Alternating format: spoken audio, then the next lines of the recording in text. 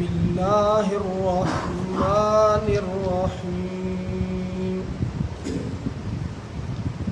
یا ایہا الذین آمنوا لا یسخر قوم من قوم عسى أن يكونوا خيرا منهم ولا نساء من نساء عسى أن يكن خيرا منهن ولا تلمزوا أنفسكم ولا تنابزوا بالألقاب بئس الاسم الفسوق بعد الإيمان ومن لم يتب فأولئك هم الظالمون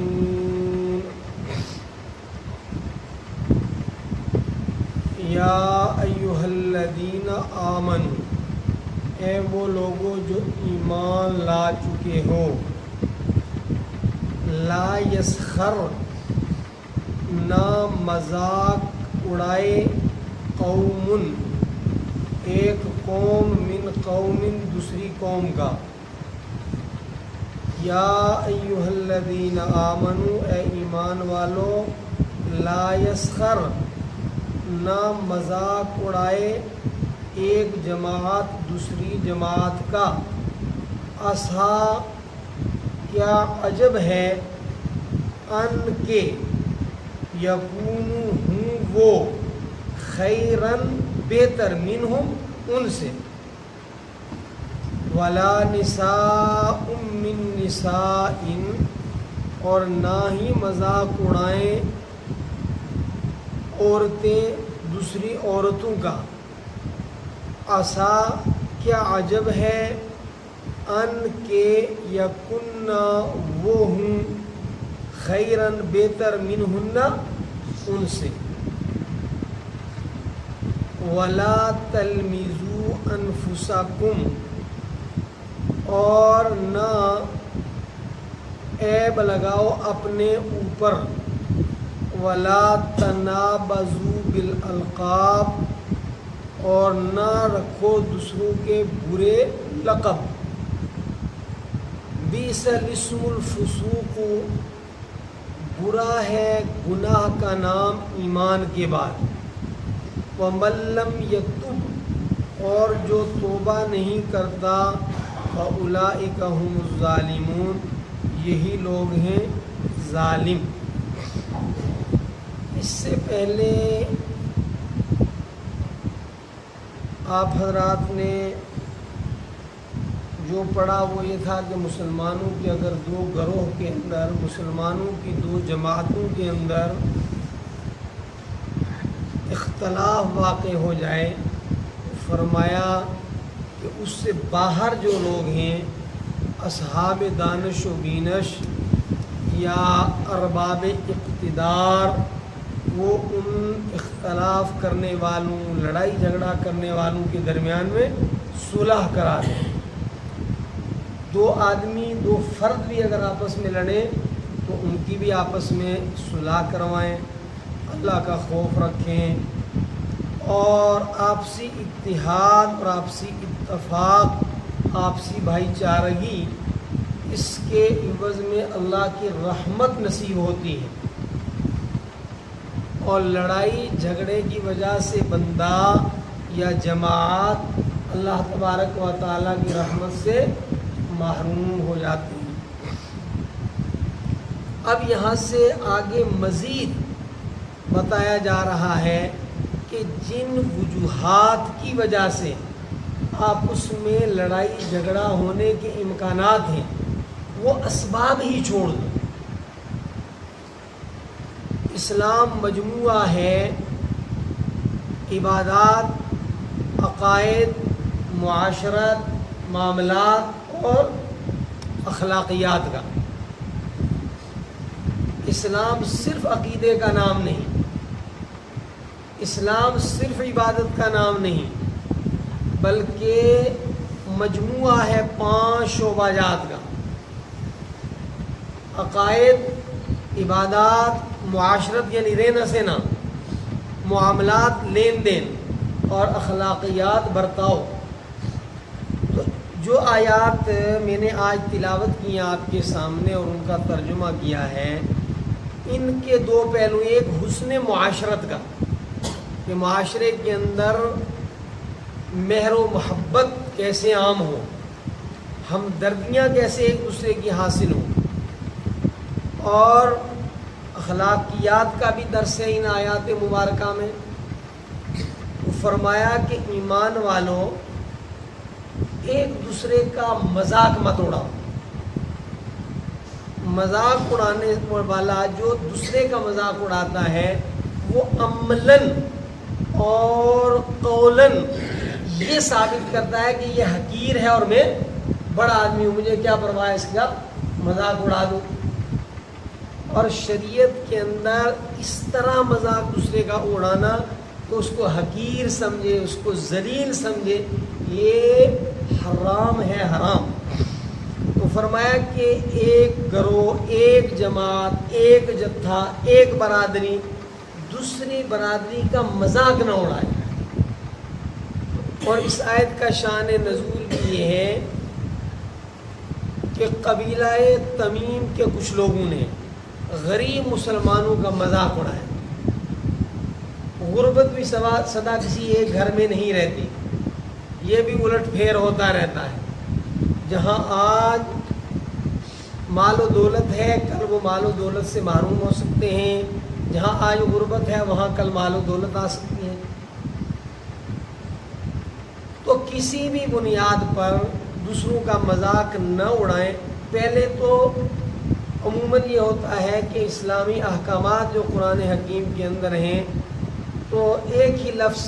یا ایھا الذین آمنوا سے خطاب کیا جاتا ہے، تغلیباً مذکر کا صیغہ استعمال ہوتا ہے، پھر اس کے تحت مؤنث بھی آتی ہیں، عورتیں بھی آتی ہیں، لیکن یہاں اس معاملے کی حساسیت کی وجہ سے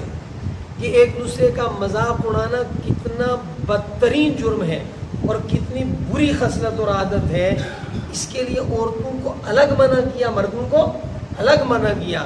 کہ مردوں کا مذاق نہ اڑائیں اپنی مجلس کے اندر بیٹھ کر، عورتوں کا استہزاء اور مذاق نہ اڑائیں۔ اور غالباً عورتوں میں عادت یہ زیادہ بھی ہوتی ہے، اس لیے بطور خاص ان کا اس میں تذکرہ کیا۔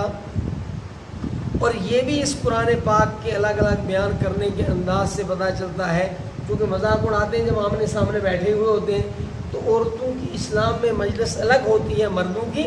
الگ ہوتی ہے، تو دونوں کو کہا کہ اپنی مجالس کے اندر عورتیں عورتوں کا مذاق نہ اڑائیں، مرد مردوں کا مذاق نہ اڑائیں۔ اس کا یہ مطلب نہیں کہ مرد عورتوں کا جو ہے وہ مذاق اڑائیں اور عورتیں مردوں کا نہیں، وہ تو اس لیے کہا کہ بیٹھنا آپس میں مردوں کا مردوں کے ساتھ ہوتا ہے، عورتوں کا عورتوں کے ساتھ، ورنہ کوئی مرد کسی عورت کا یا عورت کسی مرد کا مذاق نہ اڑائے، ورنہ اس سے بڑی بڑی دراڑیں قائم ہو جاتی ہیں، طلاق جیسا فعل سرزد ہو جاتا ہے، قرابت داریاں ختم ہو جاتی ہیں اور محبتیں اور دوستیاں دشمنی میں بدل جاتی ہیں۔ مذاق نہ اڑائیں اور یہ سوچیں کہ اگر اس کے اندر کوئی چھوٹا پن ہے، کل مجھ سے یہ بہتر ہو سکتا ہے، اور ممکن ہے اللہ تبارک و تعالیٰ کے ہاں اس کا مقام بہت اونچا ہو۔ وَلَا تَلْمِزُوا أَنفُسَكُمْ، اور نہ عیب لگاؤ تم اپنے اوپر۔ یہاں تو کمال کر دیا، اپنے اوپر کون عیب لگاتا ہے جی؟ اپنی چھاچھ کو کوئی بھی کھٹی نہیں کہتا، مگر قرآن حکیم کہہ رہا ہے۔ تو اس کے دو مقصد ہیں، یہ کہنا کہ اپنے اوپر عیب نہ لگاؤ، ایک تو یہ ہے کہ اپنے لوگوں کے اوپر عیب لگانا، اپنے اوپر عیب لگانا، مسلمانوں کی ایک جماعت دوسری جماعت کے عیوب ڈھونڈ رہی ہے اور ان کو ہلکا ثابت کر رہی ہے، تو بھئی اپنے ہی برادران مذہب کو آپ جو ہے وہ ہلکا کر رہے ہیں، اس سے تو خود آپ بھی دوسروں کے سامنے رسوا ہوں گے۔